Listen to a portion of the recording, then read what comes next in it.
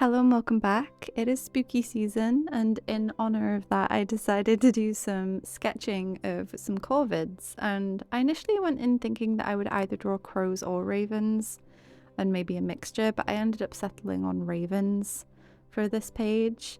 And they're not a bird that I've drawn too much of, but I've been really into drawing them recently. I love how their feathers fan out, especially on like the chest feathers on ravens. They're a lot more pronounced than they are on crows, and trying to get that texture in sketches has been really fun.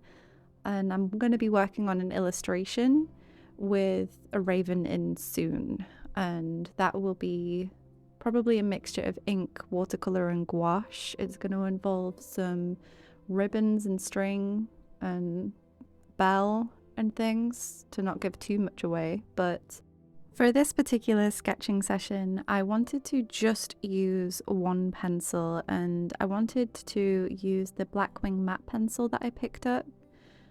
This was the first time of me actually using it in a dedicated page rather than just swatching and testing with it, but I picked up a single of it in an art store. I actually found a proper art store. It's really difficult to come across art supply stores that aren't either just online or chains in person. This was, yes, it was nice to finally be in an art store again.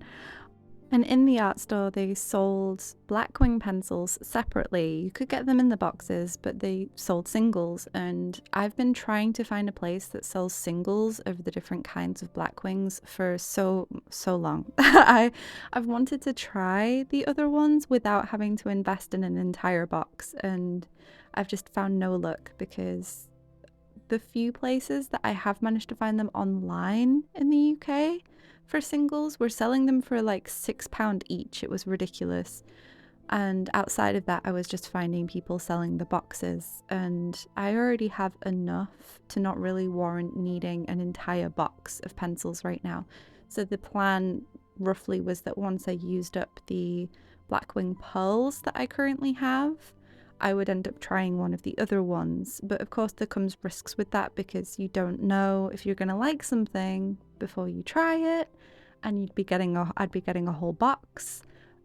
And yeah, so I was a little bit tentative about that idea anyway, but finally I was able to pick up this one and the grey body Blackwing. So the black body Blackwing is the Blackwing matte, and it is the soft version of their graphite. The Blackwing pearls that I've been using for a few years now are the white body pencils, and those ones are the balanced. And then the firm is the grey body, and that's the Blackwing 602. They do also have the Blackwing natural, which is the just wood body. So that one is their extra firm. They didn't have the naturals there, so I wasn't able to pick up one of those, but I did get the other two.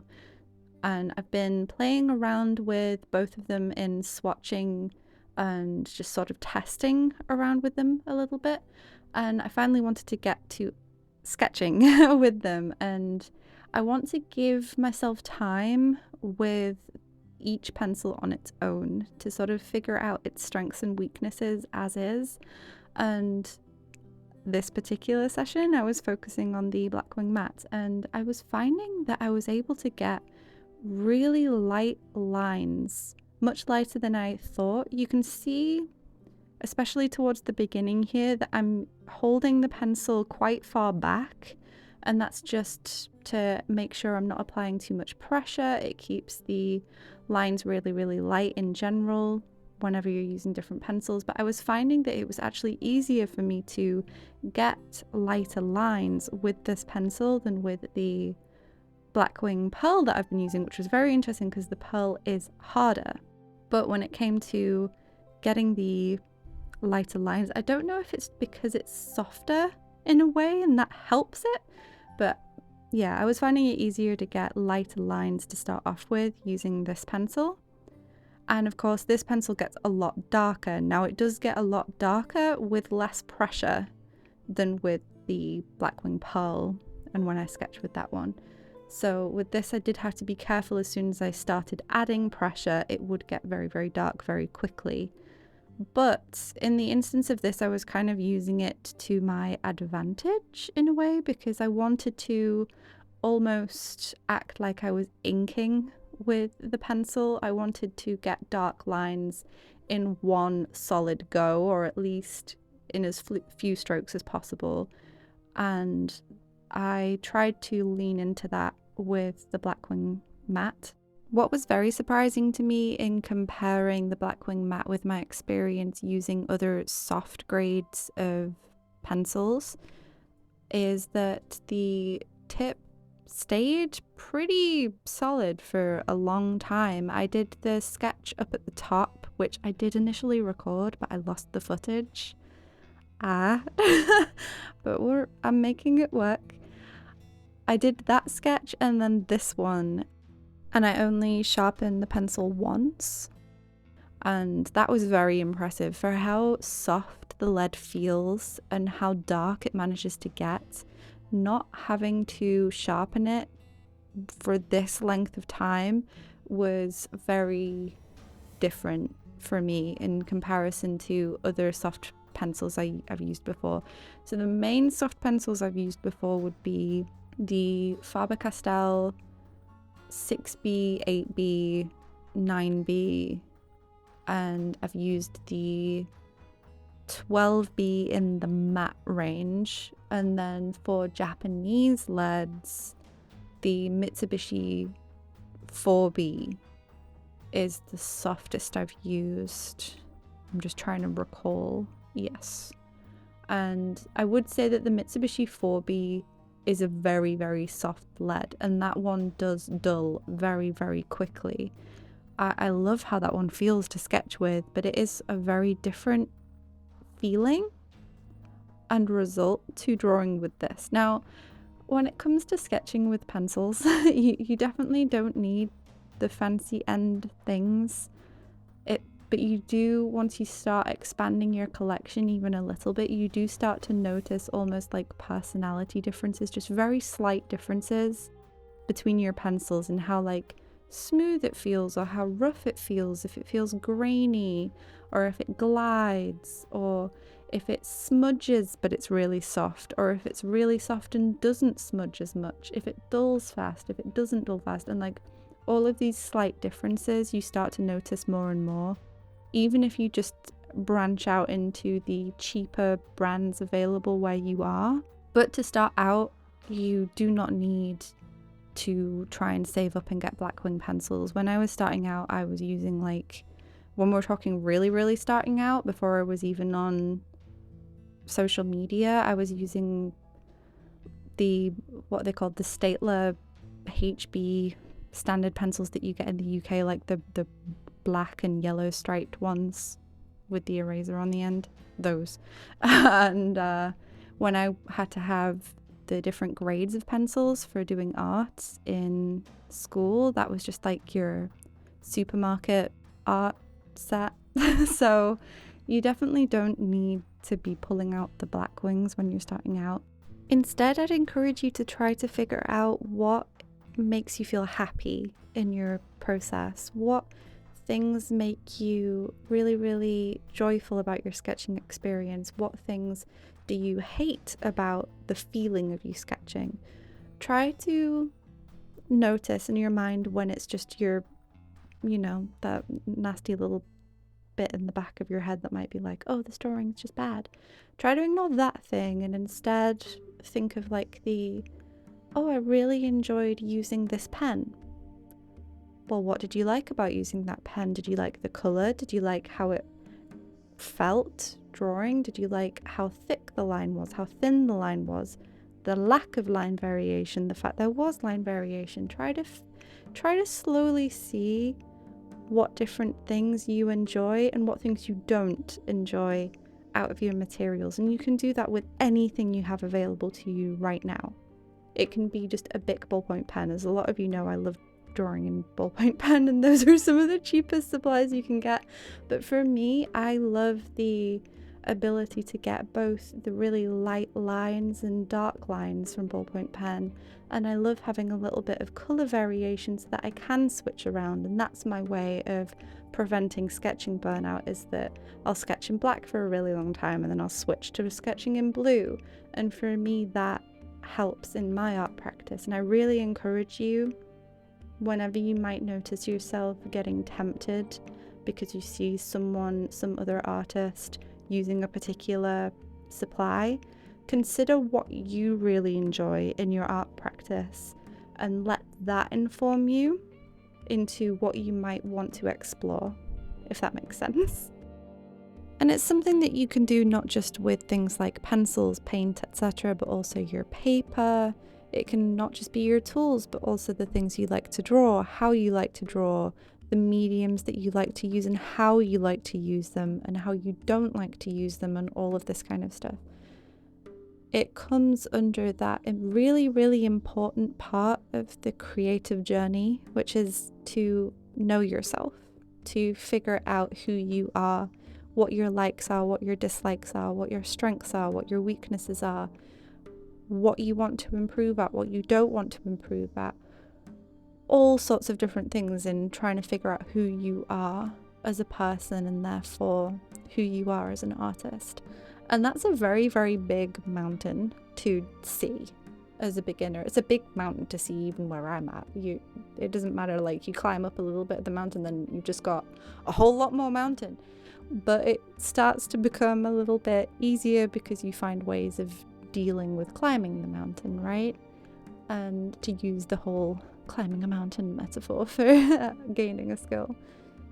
I find that one of the harder parts of the comparison curse, as some people call it, of course, the most common form is people thinking the whole, oh, this person's better than me, I'm not very good, I should just not even bother, blah, blah, blah, blah, blah. That there's that side of the comparison curse, but there's also the side of comparison where you can become unbalanced with your inspirations. So what do I mean by that?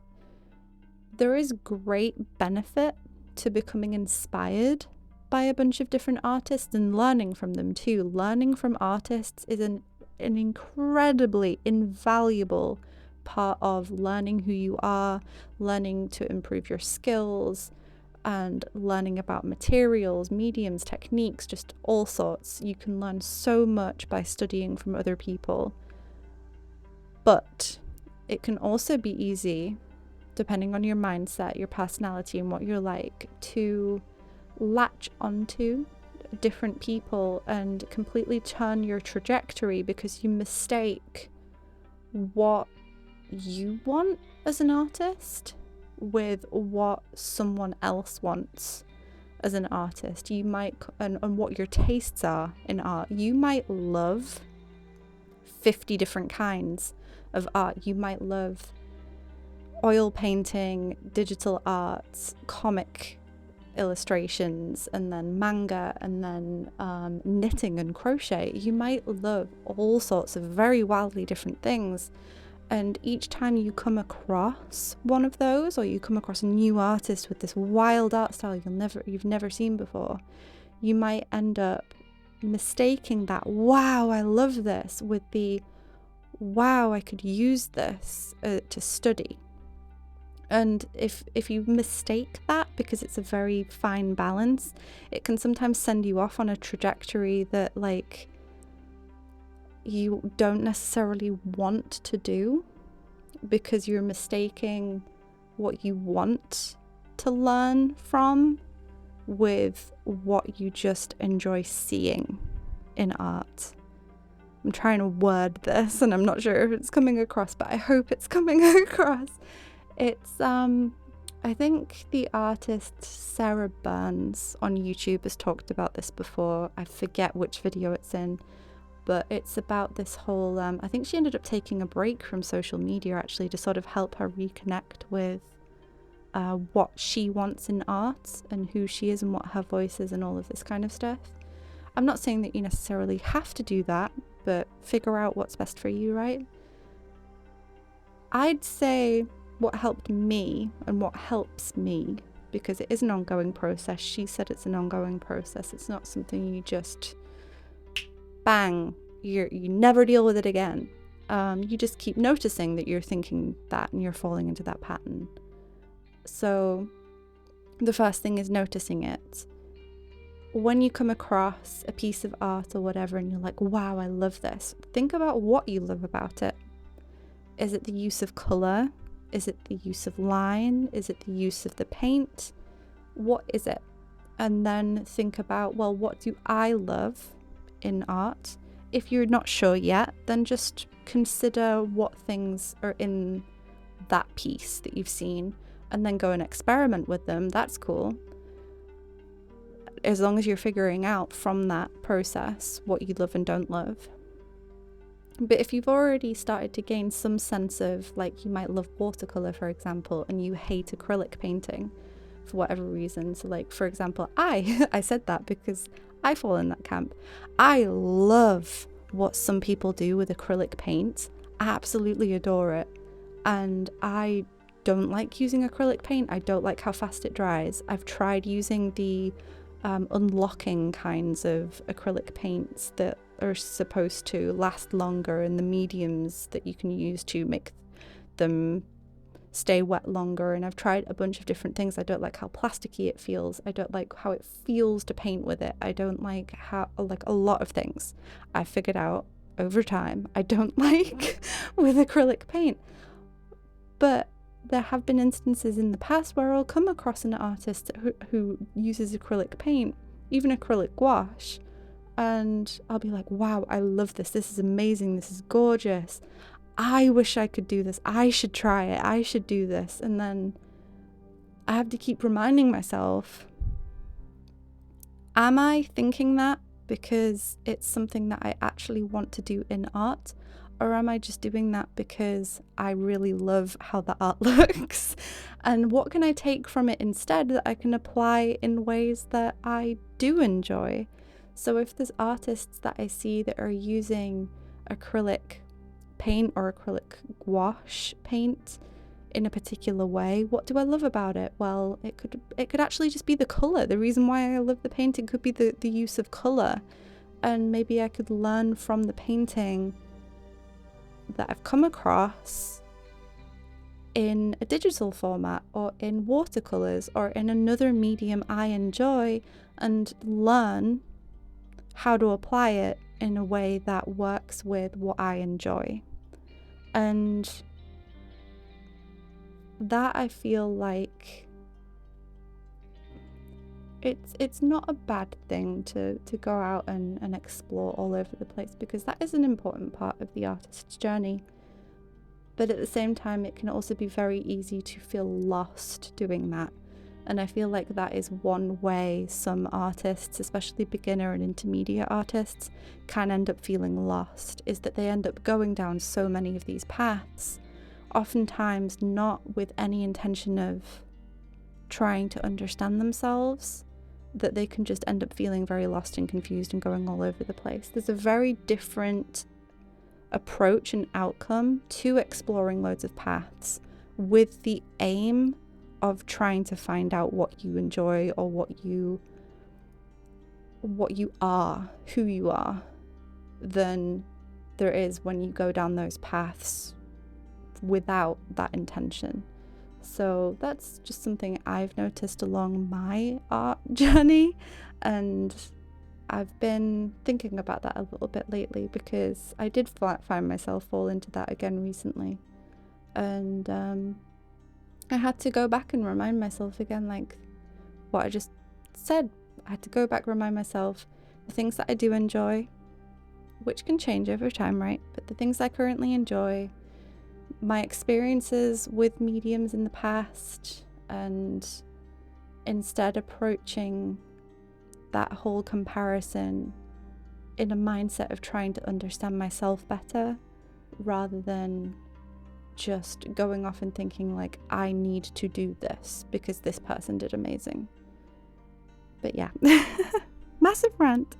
Let's get back to the sketch for now, and at the moment in the footage you're seeing I am working on the chest feathers, and as I mentioned with ravens over crows, ravens have typically quite pronounced feathers in the chest area, and I was trying to focus on how I want to portray that through the sketches I was doing on this page. That was one of my main goals with these, was to try and figure out and understand how the feathers work in the chest area, also with how I want to portray the textures in general when showing different kinds of feathers.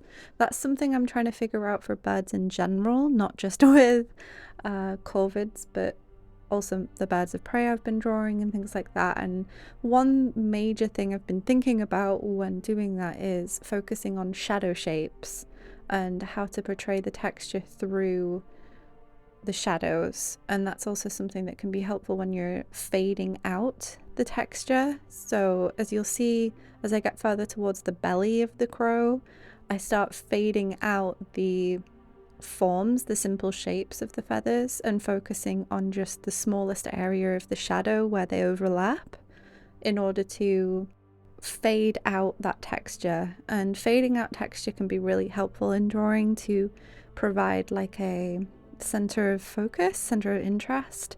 And for me that was the head and the upper neck and chest area, and then fading it out from there with most of the detailing. And yeah, that's kind of my thought process at this point. I was also trying to just focus on getting the basic shapes of the feathers and not focusing too much on the edge details. I felt like if I focused on fluffing out the edges of these feathers that I'm working on right now, I would have ended up having too much going on, and I would have lost the integrity of just having the simple shapes. And that's something that I need to figure out more with more and more practice. But for now, I'm happy with how this ended up coming out.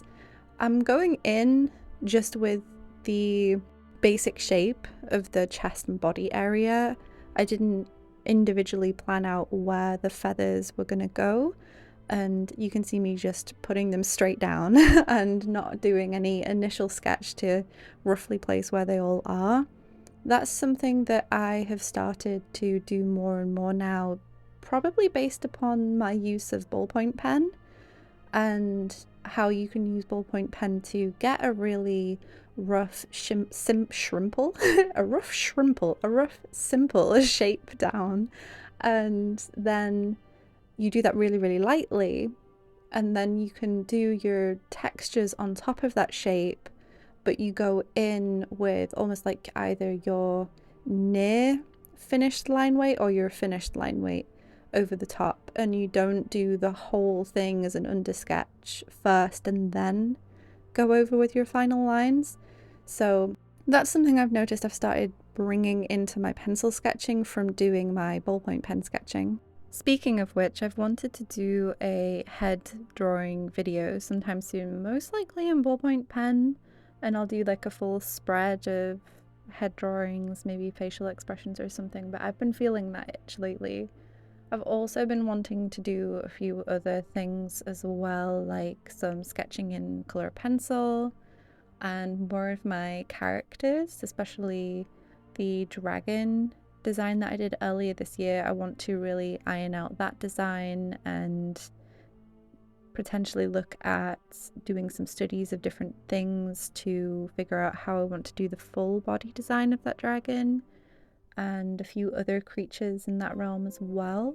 And then of course there's Rowan, who was originally unnamed when I first drew him on here, but I want to explore his character design a little bit further and iron out what he looks like in different angles, what I want his different outfits to be like, and the props that he has and things like that. I want to figure those things out too, so I might take you along with me for that. But there's also a bunch of other things I have as ideas as well, so there's a lot of different things and I'm not sure which one is going to come out next. But yeah, there's also all my illustrations, and I've started to delve into the world of comics a little bit. This is something that I've wanted to do for a very long time, and it was one of those things of I'm not good enough and I need to improve this, blah blah blah blah blah. But as I've said many times on here, if you have like a personal goal or project or whatever, then actually practicing that thing is what's going to lead you to improving at that thing, and also letting you figure out what skills you need for that thing. So I'm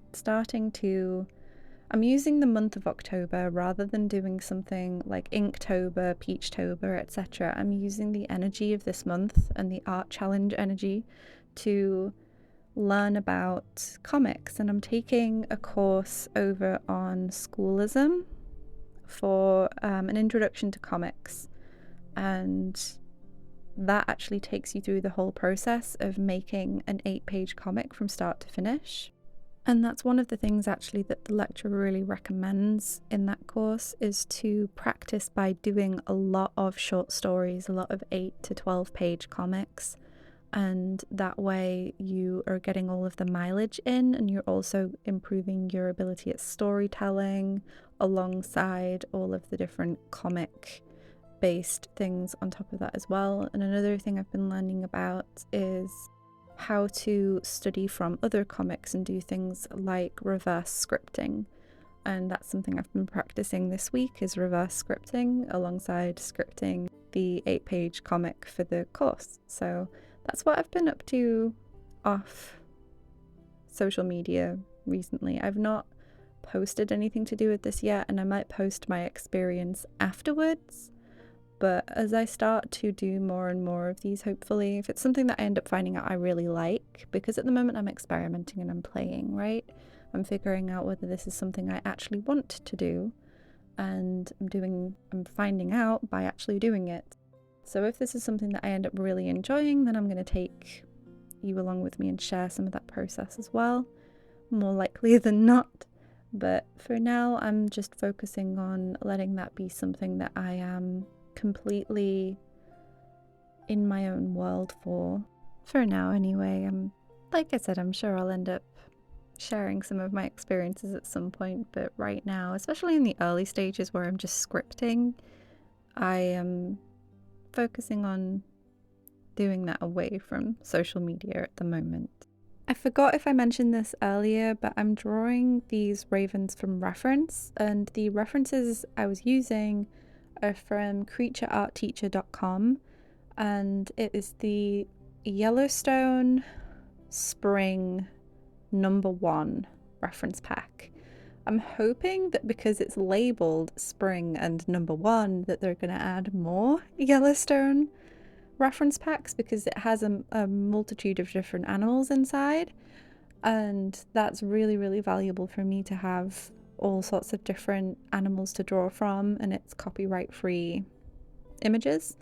Of course the pack is paid for, but they do run sales as well, but that's one of the main places I get paid for packs of animal reference from.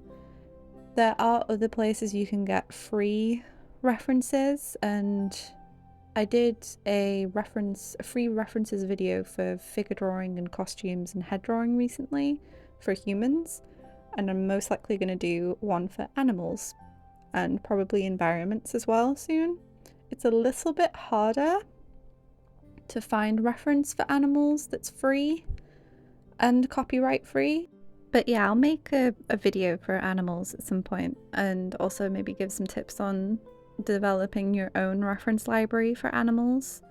I would say that it is easier to develop your own reference library for animals than it is for human beings, because human beings will generally need you to ask permission before you're taking pictures of them and things, but you can of course find ways to use like yourself or self-portraits, referencing your hands, using family members and friends and things like that. There's ways to do that, and also hiring models if you can afford it and things too.